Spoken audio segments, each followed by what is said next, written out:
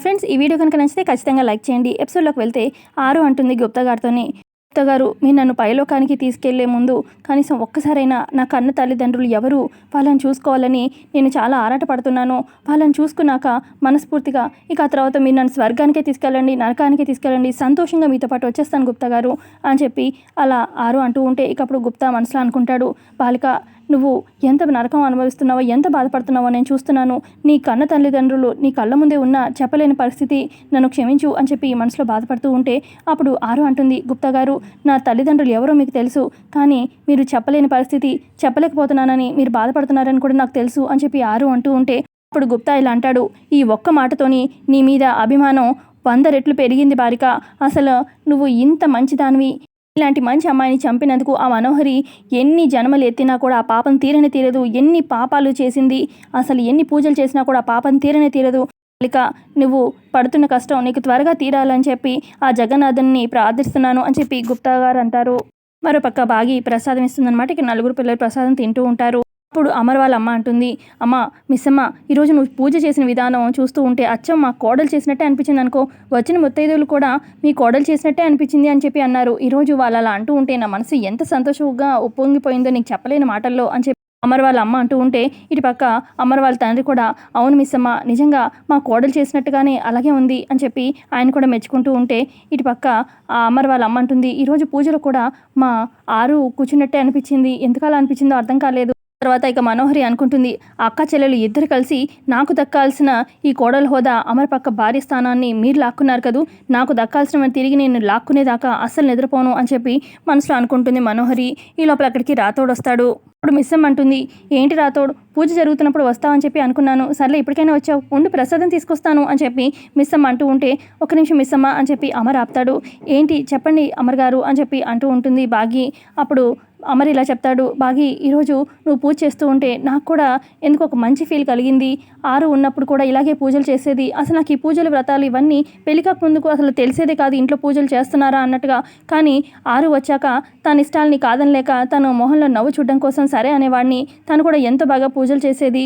అసలు ఈరోజు పూజలో కూడా నాకు ఎందుకో ఆరు నా చేయి పట్టుకున్నట్టు అనిపించింది. అక్క మనోహరి ముట్టుకున్నట్టు ఎలా అనిపిస్తుంది, కొంపదీసి దానికి ముట్టుకునే శక్తి కూడా వచ్చిందా ఏంటి, చచ్చింది ఎలా ముట్టుకుంటుంది అని చెప్పి మనోహరి అనుకుంటూ ఉంటుంది.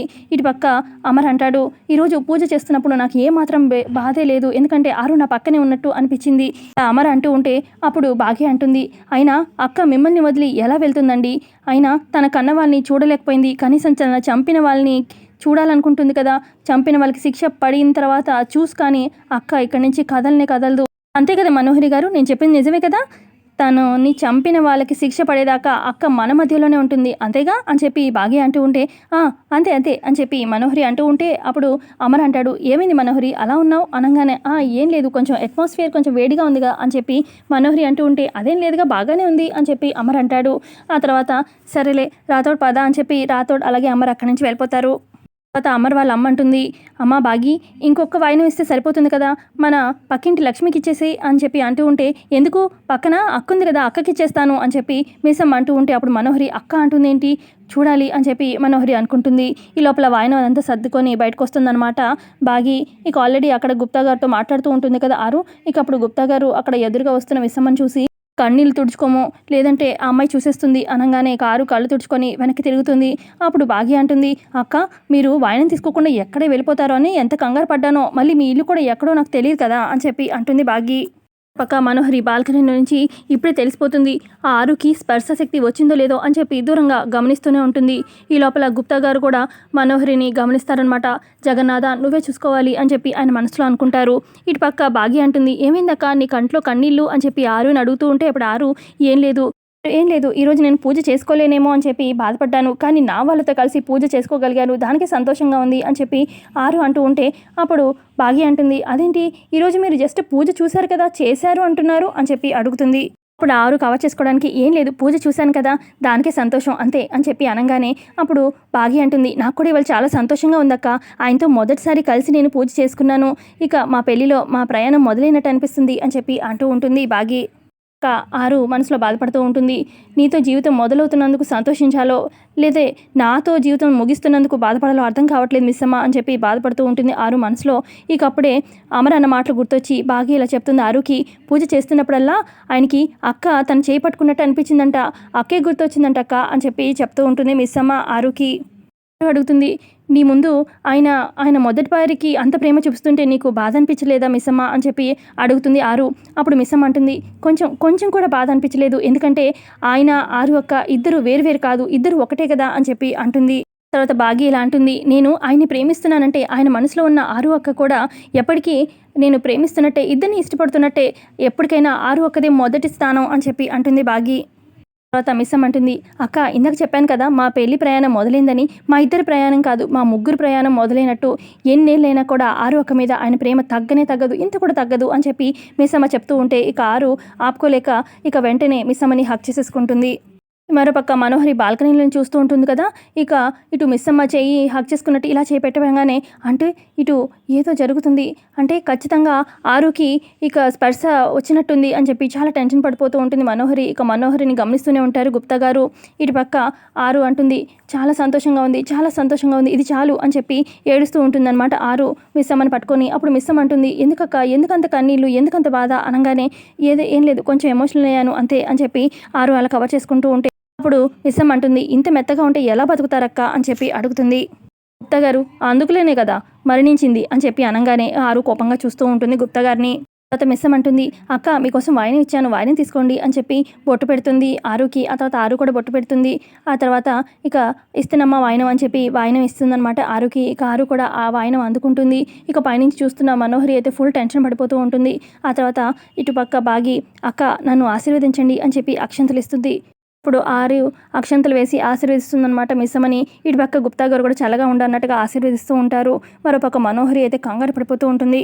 తర్వాత ఆరు, సరే మిస్సమ్మ నేను ఇంటికి వెళ్ళొస్తాను అని చెప్పి ఆరు వెళ్ళిపోతుంది. మరోపక్క మనోహరి వెళ్ళి గోరాని కలుస్తుంది. గోరా ఈరోజు పూజలో అమర్ అన్నాడు తన చేతిని పట్టుకొని ఇక పూజ చేసినట్టుగా ఉంది ఆరు అని చెప్పి చెప్పాడు. మరోపక్క ఇటు చెల్లి చూస్తేనేమో అక్కకి వాయినం ఇచ్చి బ్లెస్సింగ్స్ కూడా తీసుకుంది.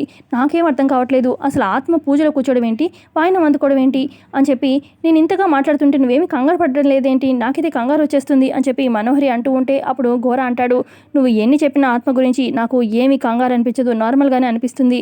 ఎందుకంటే దశదిన కర్మ అవ్వగానే ఏ ఆత్మైనా పైకి వెళ్ళిపోవాలి, కానీ ఈ ఆత్మ మాత్రం పైకి వెళ్ళలేదు. అలాగే ప్రతి పౌర్ణానికి ఈ ఆత్మకి శక్తులు వస్తాయి. నా శక్తి నీ బుద్ధి తోడైనా కూడా ఆత్మ జోలికి మనం వెళ్ళలేకపోతున్నాం, పట్టుకోలేకపోతున్నాం. ఇవన్నీ ఎందుకు జరుగుతున్నాయి అనుకుంటున్నావు, అసలు ఆత్మకి దైవశక్తి కూడా తోడైంది కాబట్టి అని చెప్పి గోరా చెప్పడంతో మనోహరి షాక్ అవుతుంది.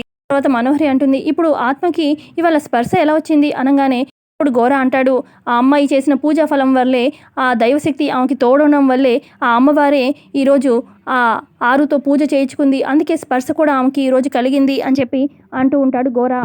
ఈ సమస్యకి పరిష్కారం ఏంటి అని చెప్పి మనోహరి అంటూ ఉంటే, ఏముంది తను అనుకుంది నెరవేరాలి, ఆత్మ అనుకుంది చూసేదాకా ఇక్కడి నుంచి కదలదు అని చెప్పి గోరా అంటూ ఉంటే అప్పుడు మనోహరి అంటుంది, ఇంకా ఏం చేయాలి, నన్ను అమర్ నుంచి దూరం చేసింది, తేలికిచ్చి అమ్మని పెళ్లి చేసింది, ఇంకేం చేయాలి అని చెప్పి అనగానే నీ వినాశనం చూడందే ఆత్మ ఇక్కడి నుంచి కదలదు, నీ నిజస్వరూపం కుటుంబానికి తెలిసేదాకా ఆత్మ ఇక్కడి నుంచి కదలదు అని చెప్పి గోరా చెప్తాడు.